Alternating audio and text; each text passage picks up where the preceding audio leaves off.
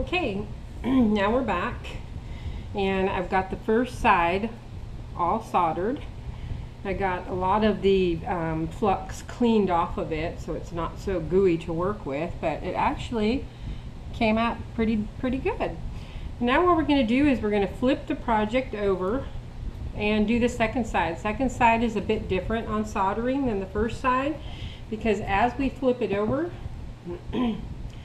you can see how a lot of the solder is already inside the channel, so the second side you don't need near as much. It's so easy to put too much solder on that second side, so a really good way of doing it is I would just go put a little flux on it, because there's already flux on that second side because it did drain through. But a good thing to know too, that the second side, since it has burnt flux in between those channels, it is more apt to popping. So be very careful. Wear your safety glasses and don't get so close to it. What I'll try to do is I'll put like a drop of solder about every ½ inch, just to see if that's a good amount. You won't need as much to go down inside the channels because the channels are already full. So I'll put about every ½ inch. Then I'll use my soldering iron, and I'll just use the corner tip of it because I don't want to put too much heat on there. And I'll kind of spread it out and catch those solder balls as I'm going along. And see, that is a little bit too much solder to me, so that means I need to spread out my little solder dabs on there. There we go. And see how it just spreads out so nicely. Now, since we're using it a technique like this, it puts a little bit more texture on that soldering line.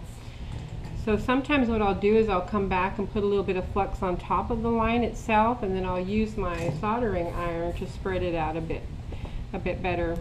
Sometimes on the second side you'll have like little volcanoes in your solder that'll just explode, and just let it cool off because the temperature is just a little bit too high for the solder. Take your iron off of it, like right here. If you look really close right there, you'll see that there is a little hole that's in there. See if you can get that kind of spread out a little bit. Sometimes it's caused by too much heat and it just like boils right there. So you just continue the whole second side. You know, you would think that the second side would take less time since you already have that solder that's inside those channels in there, but that's not really true, because you have to spend a little bit of extra time on how do you apply your solder on the second side. You kind of have to give an idea as to how much solder you really need on that.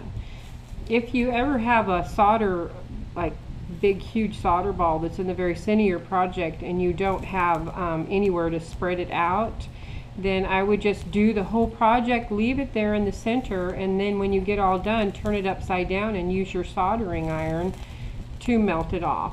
Very, very easy way to do it. So see how nicely it looks? Actually, I'm very happy with this pattern. I did make this pattern. It's very, very easy, and eventually I'm going to try to get these videos together where I can help you in making patterns and doing different things in glass.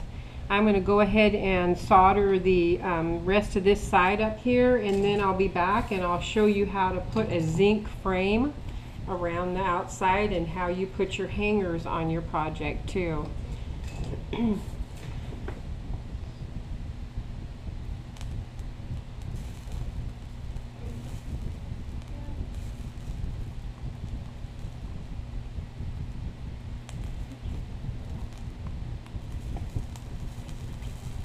It doesn't really look that pretty as I'm going along because the flux burns and it does turn black and odd colors on here, but once you get it all cleaned off, it comes out really shiny and pretty.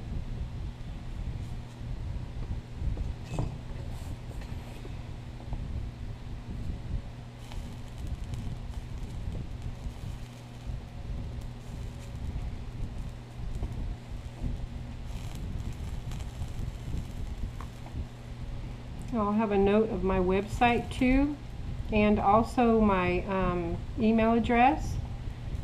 If you have any questions about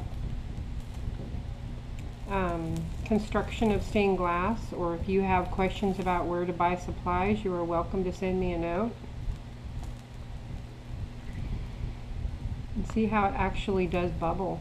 When it does that, it just means it's getting really hot, and you just need to pull your iron off of it a little bit. And sometimes I'll find places like this place right here where it needs just a little bit of extra smoothing there, because it does have a bit of a texture on there. When I do that, since I've already had my flux on there, I'm going to put a little bit more on the top. See how that spits on the second side? So right now that's a little bit too hot to work on, so I'm going to come back on that one. I'm going to put a little bit of flux on here and see if I can get this area right here smoothed out a little bit. Out of all the things that you do during the stained glass, when you do the copper foiling and the glass cutting and everything else, I think that the soldering is probably the best part. Because it's the end of the project, I think the most monotonous part is doing the glass grinding portion. And we really do learn when we're doing the grinding, we really do learn how we want to really be better on our cutting, because the grinding will actually take the flaws, all the excess glass that you made your pieces too big, but it's also really hard to stand there by the grinder. I'm going to go ahead and finish this up, and then we'll get the border on.